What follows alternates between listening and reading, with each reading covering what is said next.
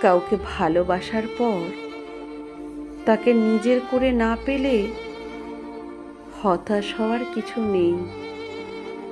সব ভালোবাসা প্রাপ্তির হিসাব মেনে চলে না। কিছু অনুভব শুধু বোঝার জায়গাতেই থেমে থাকে। যাকে ভালোবাসা যায় তাকে দূর থেকেও সম্মান করে রাখা যায়। কাছাকাছি না থেকেও মনের ভেতরে তাকে নিরাপদ করে রাখা সম্ভব। সব ভালোবাসা ছোঁয়ার জন্য নয়। কিছু ভালোবাসা দূরত্বেই পূর্ণতা পায়। কারণ দূর থেকেও ভালোবাসা অনেক সময় সবচেয়ে সুন্দর হয়ে ওঠে।